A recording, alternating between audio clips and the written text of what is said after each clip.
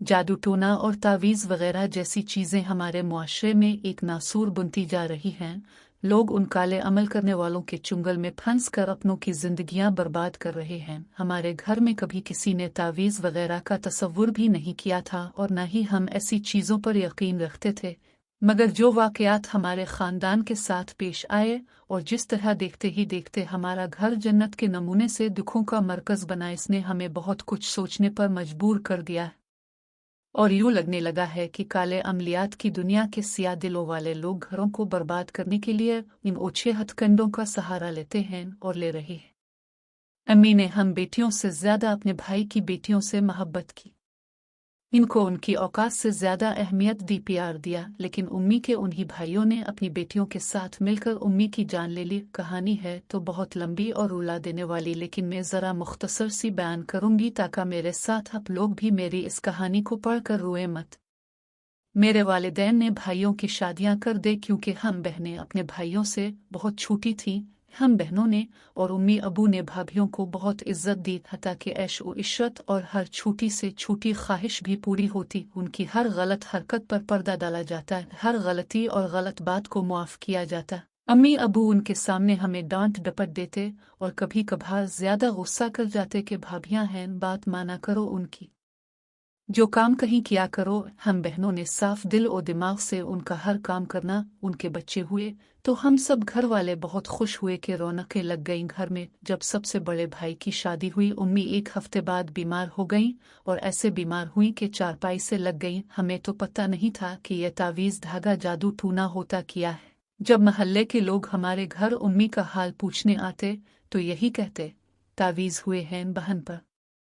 लेकिन हमने फिर भी यकीन न किया कि हम उन चीज़ों से आशना ही ना थी।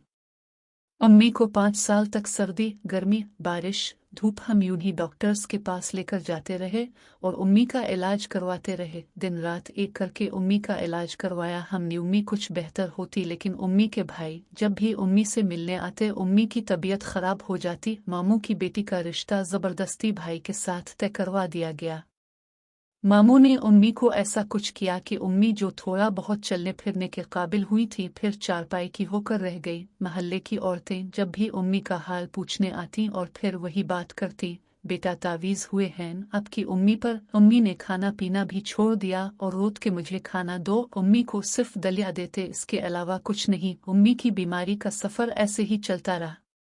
इसके बाद मामू ने हम बहनों पर तावीज़ करवाए और हम बीमार हो गई। खैर, हमारी बीमारी का सफ़र भी ऐसे ही चलता रहा और अब तक चल रहा है। बात हो रही थी भाइयों के बच्चों की। उम्मी अपने पोते पोतियों के साथ बेइंतहा प्यार करती थी। हमने खुद से ज्यादा भाइयों को इज्जत दी, प्यार दिया, लेकिन उन्होंने भाइयों के कान भरने शुरू कर दिए कि घर में जो चीज़ आती हमें ना दी जाती।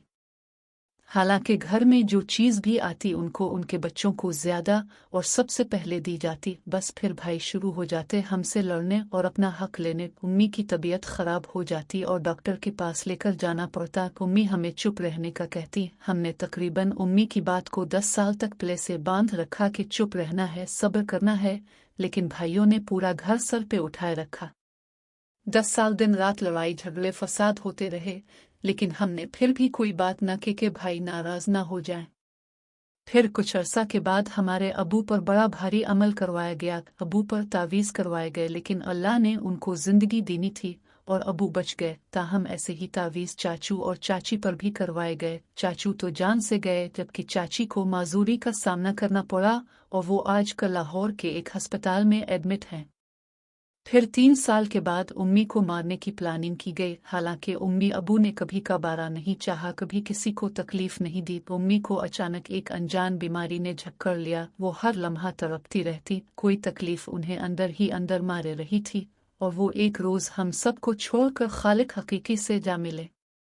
कहानी मैंने लिखी तो बहुत मुख्तसर, क्योंकि मैंने शुरू में ही आपको बता दिया था कि अगर कहानी लंबी और रुला देने वाली होगी तो बयान करते करते मैं खुद भी रो पड़ती और पढ़ते पढ़ते आपको भी रोना आ जाता। इसलिए मैंने सोचा कहानी ज़रा मुख्तसर ही रखी जाए। अब से बस यही गुजारिश है कि मेरी उम्मी के लिए दुआ करें कि कब्र में सुकून मिले उनको और अल्लाह पाक जन्नत अल फिरदौस में आला मकाम दे। आमीन।